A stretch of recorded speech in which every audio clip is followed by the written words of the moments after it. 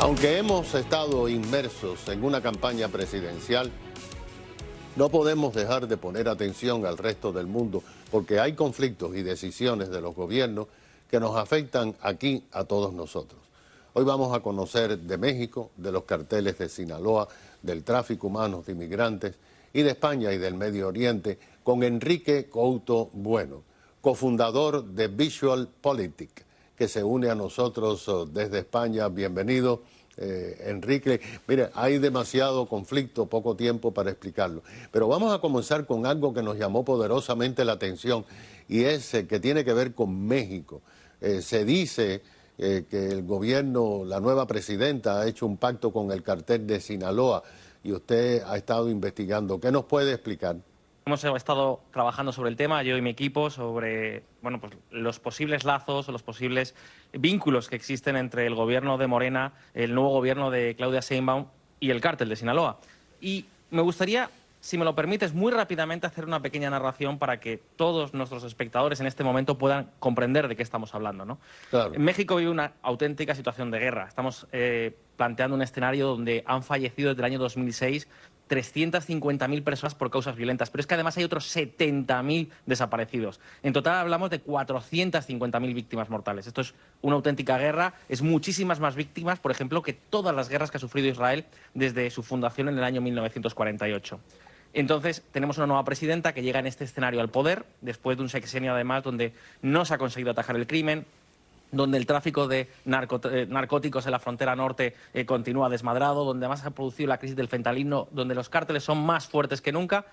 ¿Y qué hace la nueva presidenta? Nombra como secretario de Seguridad, como responsable de seguridad del país, a Héctor García Harfuch. ¿Quién es Héctor García Harfuch? Bueno, es una persona que es conocida precisamente por tener lazos con el cártel de Sinaloa.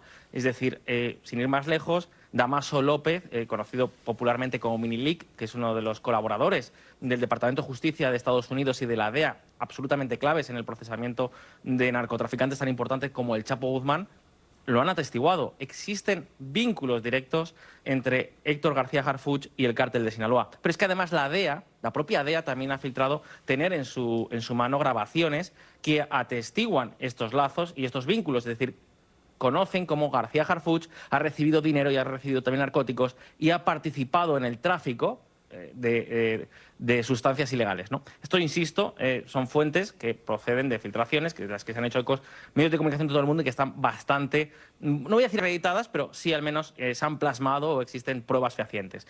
Cuanto menos sospechas, ¿no?, importantes de que esto es así. ¿Consideras que esta dama ha logrado llegar a algún tipo de acuerdo por canales, lo que le llaman back channels aquí en los Estados Unidos? Porque esta gente está trabajando y ya se ha determinado con las bandas de coyotes, lo que significa centenares de millones de dólares, decenas de miles de personas por la frontera.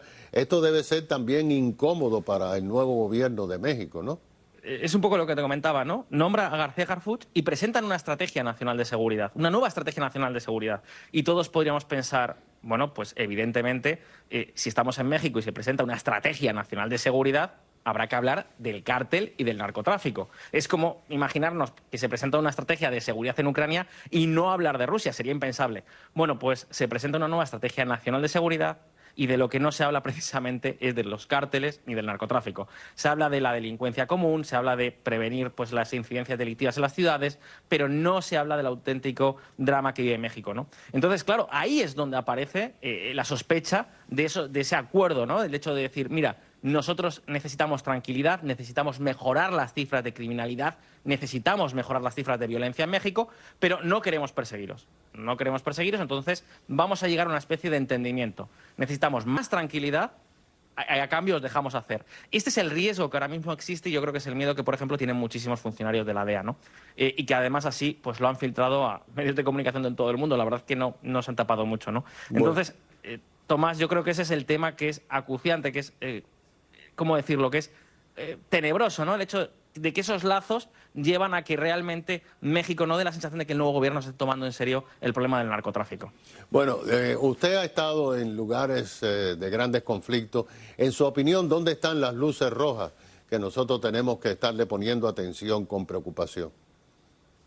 Bueno, creo que en este momento a nivel internacional tenemos esencialmente dos lugares claves. Uno es el estrecho que separa a Taiwán de la República Popular China.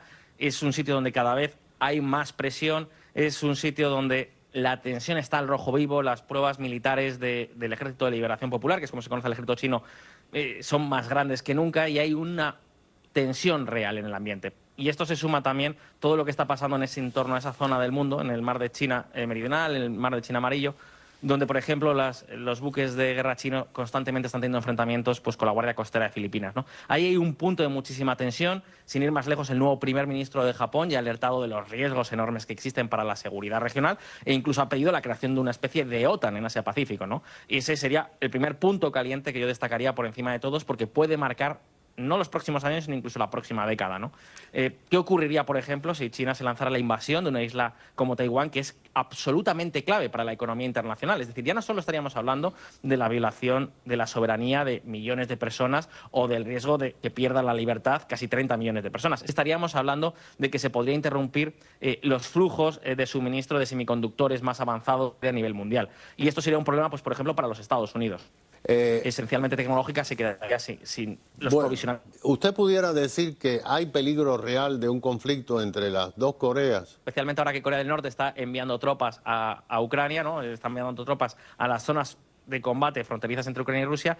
Yo ahí sí que diría que el riesgo de conflicto es pequeño porque la superioridad militar de Corea del Sur es muy grande, es enorme. Además, la administración Biden levantó una restricción histórica al desarrollo, a la producción de misiles balísticos, que en este momento ya Corea del Sur está digamos, utilizando esa nueva autorización para fabricar a toda máquina nuevos componentes militares, ¿no? De hecho, Corea del Sur ahora mismo tiene una industria militar muy fuerte. Yo diría que es la más fuerte después de la de Estados Unidos en Occidente. Entonces, el riesgo de un enfrentamiento directo entre las dos Coreas, en estos momentos yo personalmente diría que es pequeño, porque la superioridad militar del sur es muy grande y porque además es una guerra que tampoco beneficiaría nada a China, que como todos sabemos es el garante en última instancia del régimen de Pyongyang, ¿no? Del régimen de Corea del Norte. Bueno, Irán sigue siendo el pulpo ese con muchos tentáculos que tocan varias regiones del mundo siempre para perjudicar.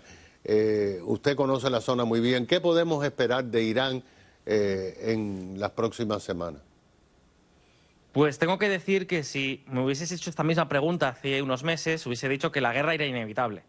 Irán lleva, como muy bien dices, ese pulpo que lleva financiando agrupaciones terroristas, que lleva desestabilizando la zona. Estamos hablando de los hutíes en Yemen, de Hezbollah en Líbano, de Hamas en Gaza, de un montón de milicias en Siria y en Irak. Es decir, es un régimen que básicamente ha armado hasta los dientes a un montón de grupos paramilitares, ¿no? Para desestabilizar la región. Y además es un país que tiene en desarrollo un programa, y además en una fase muy avanzada, como todos los espectadores sabrán, un programa de armas nucleares. Y el problema es que Irán no puede hacerse con armas nucleares porque eso automáticamente desencadenaría no solo una amenaza muy grande para países como Israel, sino una carrera militar y una carrera nuclear probablemente en toda la zona, porque países como Arabia Saudí o Emiratos no permitirían bajo ninguna circunstancia que Irán tuviese armas nucleares y ellos no.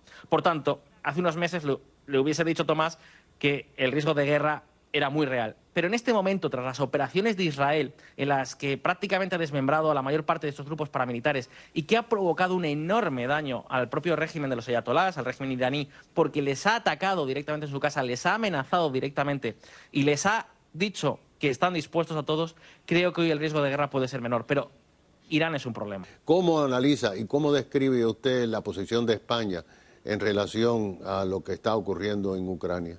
España políticamente, tengo que decir que es un país que apoya al régimen, al gobierno de Volodymyr Zelensky, que apoya la resistencia frente al enfrentamiento del régimen de Putin, apoya la invasión, como lo apoya toda Europa. Es decir, políticamente, en términos políticos, lo apoya toda Europa. El problema de Europa es diferente. El problema de Europa no es un apoyo político, sino sobre todo es un apoyo militar. Europa hace muchísimas décadas que decidió desconectarse de la carrera militar, que decidió que sus ejércitos no serían fuerzas de combate, sino que serían esencialmente fuerzas de asistencia humanitaria, y hoy se encuentran con un problema muy severo para abastecer en tiempo y forma a las unidades ucranianas, ¿no?